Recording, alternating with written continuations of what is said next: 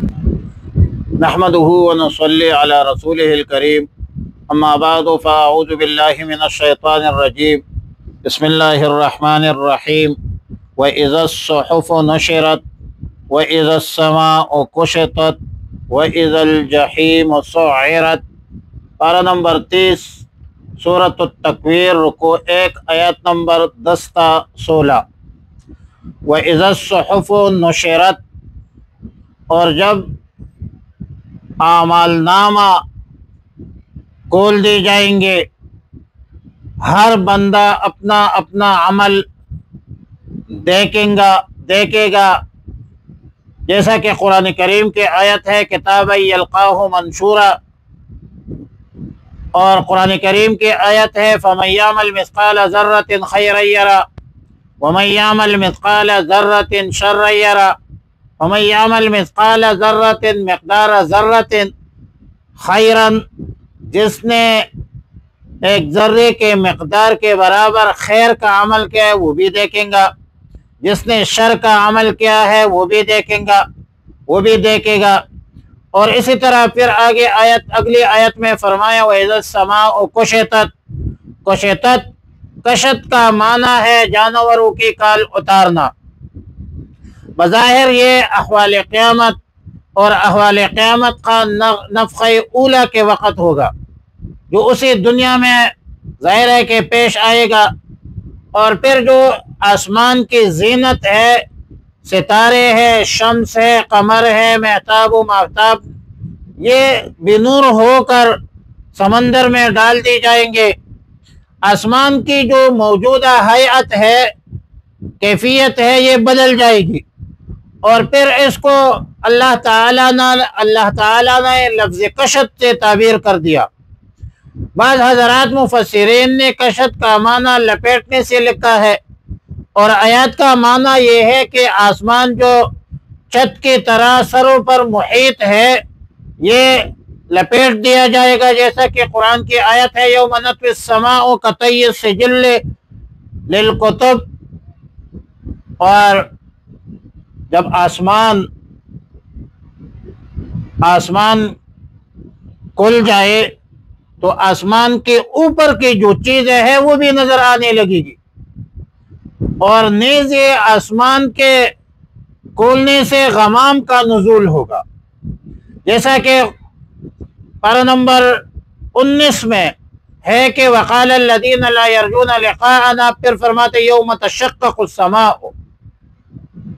اور اگلی آیت میں فرمایا وَإِذَا الْجَحِيمُ سُعِرَتْ، جب دوزخ دہکائی جائے گی، اور جب جنت نزدیک اور قریب کر دی جائے گی، جیسا کہ سورہ قاف کی آیت ہے وَأُزْلِفَتِ الْجَنَّةُ لِلْمُتَّقِينَ۔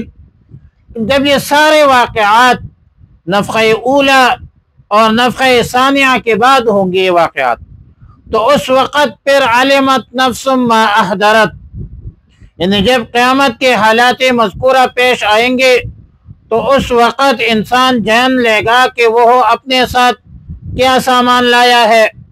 سامان سے مراد انسان کے اعمال حسنہ یا اعمال سیئہ ہے، کہ وہ سب اعمال اس کے سامنے آ جائیں گے جو ایک انسان نے دنیا میں کی ہے، خواہ صحیفوں کے شکل میں لکھے ہوئے اعمال ہو، یا ہاتھ میں آنے والے اعمال نامہ ہو، یا اعمال کی شکل و صورت کی شکل میں اس کے ایک اور شکل و صورت ہو، مجسم ہو، جیسا کہ بعض روایات میں ہے، واللہ اعلم بالصواب۔ قیامت کے احوال اور ہولناک مناظر اور محاسبہ اعمال کا ذکر فرمانے کے بعد اللہ تعالیٰ نے چند ستاروں کی قسم کھا کر فرمایا کہ یہ قرآن کریم حق ہے، یہ قرآن کریم اللہ کی طرف سے بڑی حفاظت کے ساتھ بھیجا گیا ہے۔ فرمایا کہ فلا اقسم بالخنس الجوار الکنس، میں قسم کھاتا ہوں ان ستاروں کے جو سیدھے چلتے چلتے پیچھے کو ہٹنے لگتے ہیں اور پیچھے ہی سے کو چلتے رہتے ہیں، اور کبھی پیچھے چلتے چلتے اپنے مطالعے میں جا کر چھپ جاتے ہیں، چھپتے ہیں وہاں پر. تو ایسا جو ہوتا ہے یہ عموماً 5 ستاروں کے ساتھ ہوتا ہے. یہ جو امر ہے کہ چلتے چلتے پیچھے ہٹتے ہیں یا پیچھے ہٹ کر پھر مطلع میں غائب ہو جاتے ہیں، یہ تقریباً 5 ستاروں میں فلاسفہ جو لکھتے ہیں علم فلکیات میں یا فلسفہ علم حیات میں، اس کو خمسہ متحیرہ کہا جاتا ہے.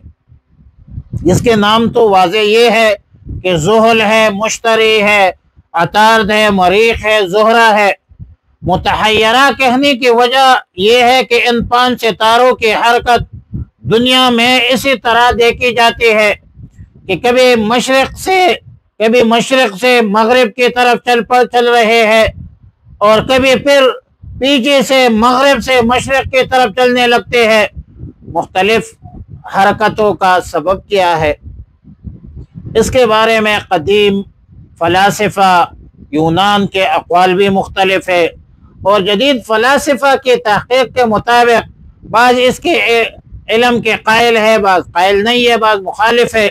وعلی کل حال سچ کیا ہے، حقیقت تو یہ ہے کہ حقیقی علم اس کا صرف اور صرف اس ذات باری تعالیٰ کے پاس ہے، جس ذات باری تعالیٰ نے اس خمسہ متحیرہ ان ستاروں کو پیدا فرمایا ہے. اس رب العالمین کے پاس اس کا علم ہے. باقی یہ تخمینے ہے، چاہے فلاسفہ یونانی ہے، یونانی فلسفہ ہے، جدید ہے، قدیم ہے، جو بھی ہے، یہ تخمینے ہے، اندازے ہے، غلط بھی ہو سکتی ہے، صحیح بھی ہو سکتی ہے. قرآن کریم نے امت کو اس فضول بحث میں نہیں الجھایا ہے.